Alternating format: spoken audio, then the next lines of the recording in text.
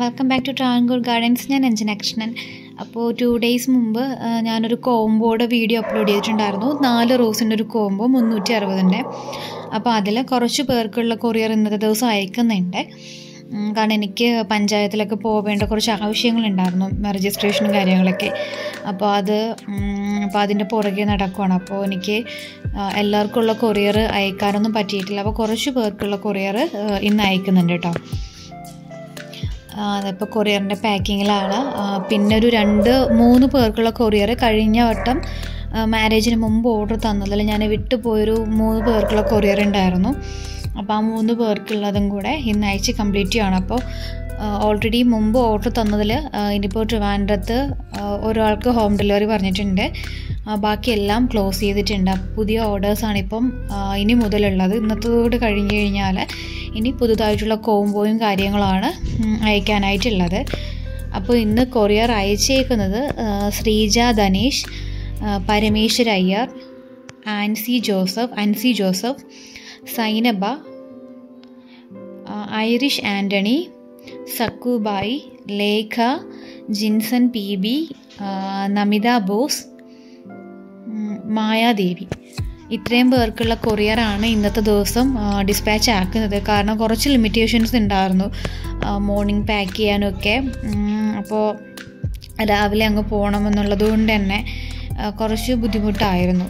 അതുകൊണ്ടാണ് ഇപ്പോൾ കുറച്ച് പേരുടേത്. ബാക്കിയുള്ളവർക്ക് നാളെയും മറ്റന്നാളും ആയിട്ടായിരിക്കും കൊറിയർ ഡിസ്പാച്ച് ചെയ്യുന്നത്. കാരണം നാളത്തെ ദിവസം കൺഫേം പറയാൻ പറ്റാത്തത് നാളെയും ഇവിടെ പഞ്ചായത്തിലേക്ക് പോകണം എന്നുണ്ട്. എൻ്റെ പഞ്ചായത്തല്ല, പുള്ളിയുടെ അവിടുത്തെ പഞ്ചായത്തിൽ പോയിട്ട് എന്തൊക്കെയോ ഉണ്ടെന്ന് പറഞ്ഞു. അപ്പോൾ അതിൻ്റെ കാര്യങ്ങൾക്കായിട്ട് രാവിലെ പോകണം. കാരണം പഞ്ചായത്തിലൊക്കെ പോകുന്നവർക്കറിയാമല്ലോ, രാവിലെ പോയി കഴിഞ്ഞാലേ നമ്മുടെ കാര്യങ്ങൾ നടക്കുള്ളൂ. അത് കഴിഞ്ഞാൽ പിന്നെ ഡിലേ വരും.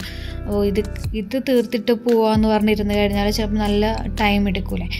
അതുകൊണ്ടാണ് നാളെ കുറച്ച് പേർക്കുള്ളത്. പിന്നെ അതിനുശേഷം കുറച്ച് പേർക്കുള്ളതായിരിക്കും. കാരണം കോംബോയുടെ തന്നെ ഏകദേശം ഇപ്പോൾ ഒരു 50 കൊറിയർ അടുപ്പിച്ച് ഓർഡർ ആയിട്ടുണ്ട്. 50 പേര് ഓർഡർ 57 എങ്ങാണ്ടാണ് കോംബോയുടെ ഓർഡർ തന്നേക്കുന്നത്. അപ്പോൾ അത്രയും പേർക്കുള്ളത് ഒറ്റ ദിവസം കൊണ്ടിപ്പോൾ അയക്കാൻ പറ്റില്ല. 2-3 ദിവസം, ഒരുപാട് ഡിലേ വരില്ല.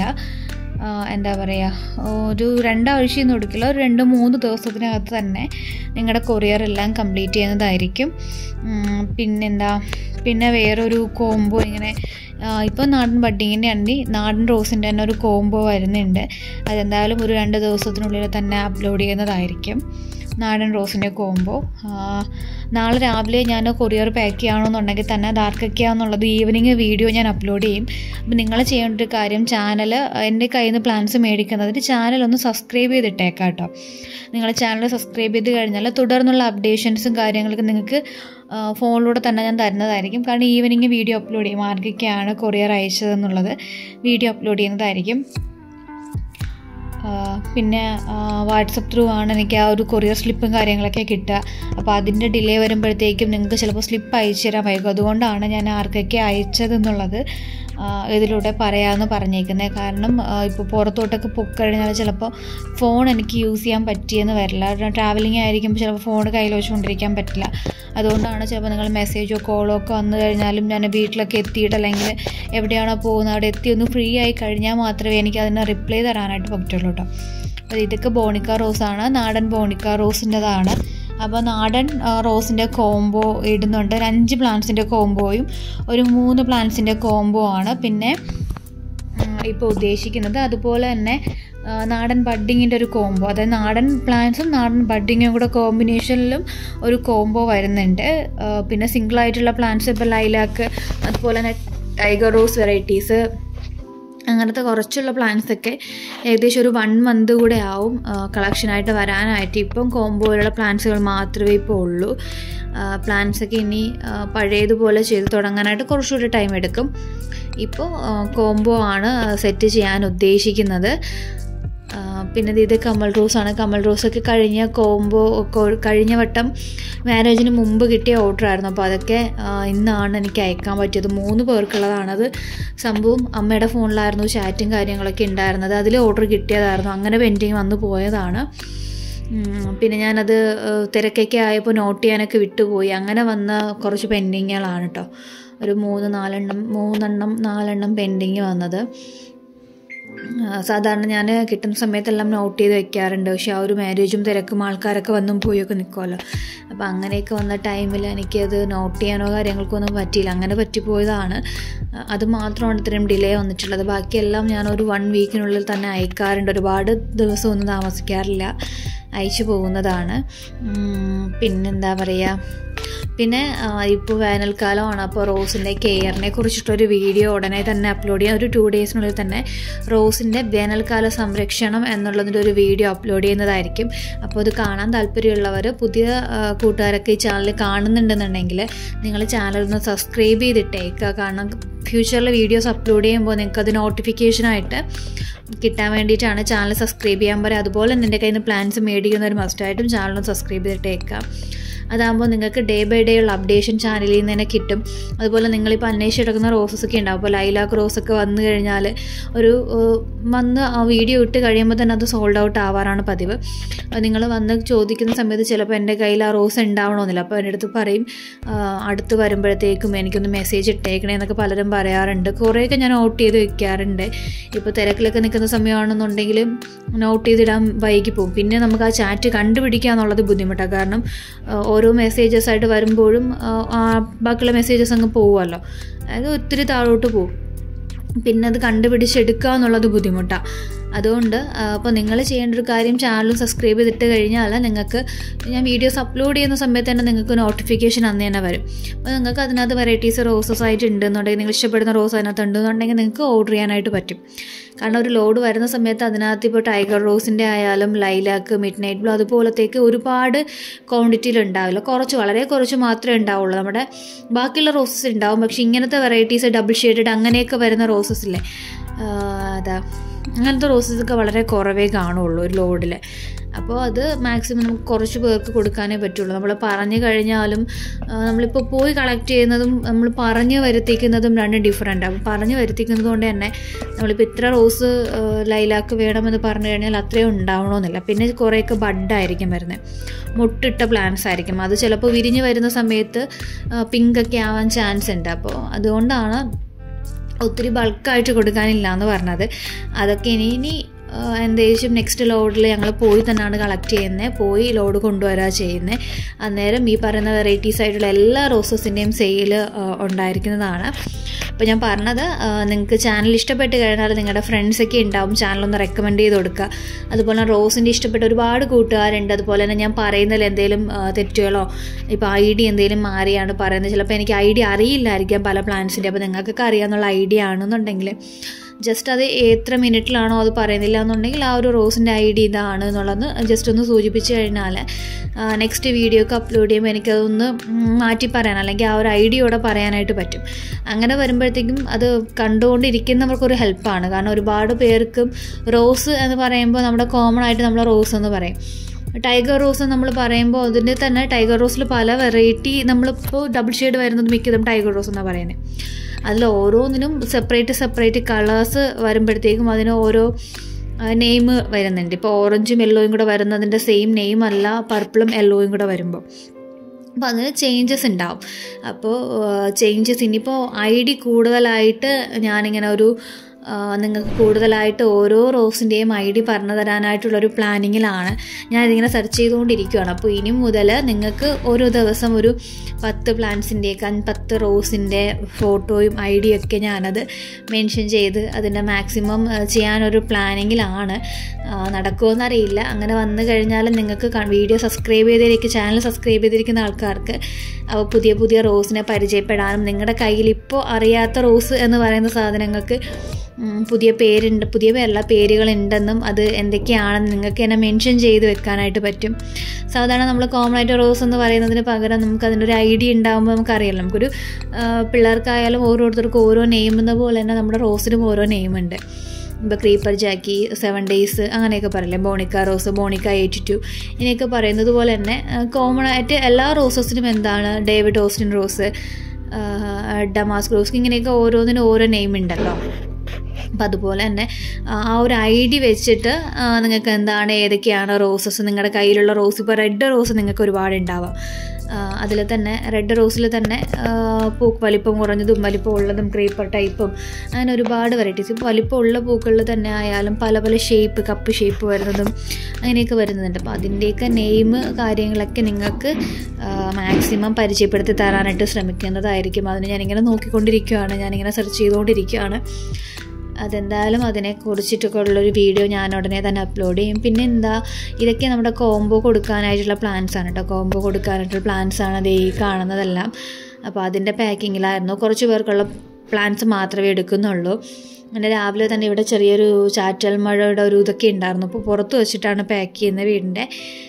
മഴ പെയ്യുമെന്നൊന്നും അറിയില്ല. കാരണം മഴ പെയ്ത് കഴിഞ്ഞാൽ നമുക്ക് ആ ഒരു പ്ലാൻസ് DTDCയിൽ കൊണ്ട് എത്തിച്ചു കൊടുക്കാൻ ബുദ്ധിമുട്ടല്ലേ. അവർ കൊണ്ട് എത്തിച്ച് കൊടുത്തു കഴിഞ്ഞിട്ട് മഴ പെയ്താലും പ്രശ്നം. നമ്മൾ വണ്ടിയിൽ ഇവിടെ നിന്ന് വെച്ചുകൊണ്ട് പോകുമ്പോൾ പാക്കേജൊക്കെ നനഞ്ഞ് പോയിക്കഴിഞ്ഞാൽ ചിലപ്പോൾ DTDCയിൽ അവരെടുക്കില്ല. അവരത് റിട്ടേണൊക്കെ തരാൻ ചാൻസ് ഉണ്ട്, പിടിച്ചിടും. കാരണം നനഞ്ഞ് പോയിക്കഴിഞ്ഞാൽ അവരത് കെയർ ചെയ്യില്ല. അങ്ങനെയൊക്കെ കുറച്ച് കാര്യങ്ങളൊക്കെ ഉണ്ട്. അപ്പോൾ അങ്ങനെയുള്ള ടെൻഷനും കാര്യങ്ങളൊക്കെ ഉണ്ടായിരുന്നു രാവിലെ. അതെല്ലാം പാക്ക് ചെയ്തത് ഇതുപോലെ ആക്കിയിട്ടുണ്ട്.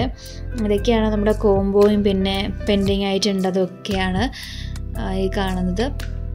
ഇത് കഴിഞ്ഞ വട്ടം ഒരാൾക്ക് പ്ലാൻസ് കൊടുക്കാനുണ്ടായിരുന്നു, ജമന്തിയുടെ ഒരെണ്ണം പെൻഡിങ് ആയതാണ്. അപ്പോൾ പുള്ളിക്കാരൻ എന്നെ വിളിച്ച് മാരേജ് കഴിഞ്ഞപ്പോൾ എന്നെ വിളിച്ച് പറഞ്ഞു, മോളെ എനിക്ക് പ്ലാൻസ് അയച്ചു തന്നിട്ടില്ലല്ലോ എന്ന് പറഞ്ഞു. അപ്പോൾ ആ ഒരു ആളിനോടുള്ള പ്ലാൻസ് ഉണ്ടായിരുന്നത് ഞാൻ എടുത്ത് അയച്ചതാണ് കേട്ടോ. അത് ഇതുപോലെയാണ് നമ്മുടെ പ്ലാൻസ് എല്ലാം പാക്ക് ചെയ്യുന്നത്. ഇതുപോലത്തെ ഒരു പ്ലാസ്റ്റിക് റോളിൽ വെച്ച് കവർ ചെയ്തിട്ടാണ് നമ്മൾ പ്ലാൻസ് അയക്കുന്നത്. ഇങ്ങനെ അയക്കുമ്പോഴത്തേക്കും പ്ലാൻസ് അധികം ഡാമേജ് ആവാതെ തന്നെ നിങ്ങൾക്ക് കിട്ടും. പിന്നെ പ്ലാൻസ് കിട്ടിക്കഴിഞ്ഞാൽ നിങ്ങൾ ചെയ്യേണ്ട ഒരു കാര്യം ഡയറക്റ്റായിട്ട് സൺലൈറ്റിൽ കിട്ടുന്നിടത്ത് കൊണ്ടുപോയി വെക്കാണ്ടിരിക്കുക. ഇപ്പോൾ മാവിൻ്റെ ചുവടോ അല്ലെങ്കിൽ പ്ലാവോ ഒക്കെ ഉണ്ടാവുമല്ലോ, അത്യാവശ്യം തണൽ വൃക്ഷങ്ങളൊക്കെ ഉണ്ടാവും, ഇല്ലെങ്കിൽ കാർ പോർച്ചൊക്കെ ഉണ്ടാവും, അവിടെ കൊണ്ടുവന്ന് പ്ലാൻസ് വെക്കുക. പിന്നെ ഈ ഷീറ്റിൻ്റെ താഴെയൊക്കെ കൊണ്ടുവന്ന് പ്ലാൻസ് വെച്ച് കഴിഞ്ഞാലും ചൂട് കൂടുതലായിരിക്കും. നിങ്ങൾക്ക് അറിയാൻ പറ്റില്ല, തണുപ്പുള്ള പ്രദേശങ്ങളുണ്ടാവും. ഒരുപാട് പ്ലാന്റ്സ് ഒക്കെ വെച്ചേക്കുന്നവരാണെന്നുണ്ടെങ്കിൽ ഇച്ചിരി തണുത്തുള്ള പ്രദേശമുണ്ട്, അവിടെ വെക്കുക. ഇതിൻ്റെ ജബ്ബു ആണ് ഇവിടുത്തെ ആളാണ്. എപ്പോഴും ഇതുപോലെ കാലിന് പുറത്ത് കാലോട്ടിട്ടേ കിടക്കുകയുള്ളൂ പുള്ളി. അതെ ഇതാണ്. അപ്പോൾ അത് ജസ്റ്റ് ഒന്ന് വീഡിയോ എടുത്തൊന്നല്ലേ കേട്ടോ. രാവിലെ പാക്കിങ് തുടങ്ങിയതാണ്. അപ്പോൾ എന്നെ പുള്ളി ഹെൽപ്പ് ചെയ്തിട്ട് വീഡിയോ എടുത്ത് തന്നെ സഹായിക്കും. മുമ്പൊക്കെ ആണെന്നുണ്ടെങ്കിൽ ഒറ്റ കൈ കൊണ്ട് വീഡിയോ എടുക്കുക, പാക്ക് ചെയ്യുക എന്നുള്ളതൊക്കെ നല്ല പാടായിരുന്നു. അച്ഛൻ സഹായിക്കും, അച്ഛൻ കവറിലൊക്കെ ആക്കി തരും. എങ്കിലും വീഡിയോ എടുക്കാനായിട്ട് അച്ഛൻ അറിയില്ല. അച്ഛൻ ഇച്ചിരി ഏജ്ഡ് ആയതുകൊണ്ട് വീഡിയോ എടുക്കാൻ പറഞ്ഞു കൊടുത്താലും കറക്റ്റായിട്ട് കിട്ടത്തില്ല. അപ്പോൾ അത് രാവിലെ തന്നെ പാക്കിംഗ് എല്ലാം കഴിഞ്ഞിട്ട് വന്ന് റെസ്റ്റ് എടുക്കുക. അപ്പോൾ ഞാൻ പറഞ്ഞു എനിക്ക് വീഡിയോ എടുത്ത് തരാൻ പറഞ്ഞിട്ട് വീഡിയോ എടുക്കുവാണ്.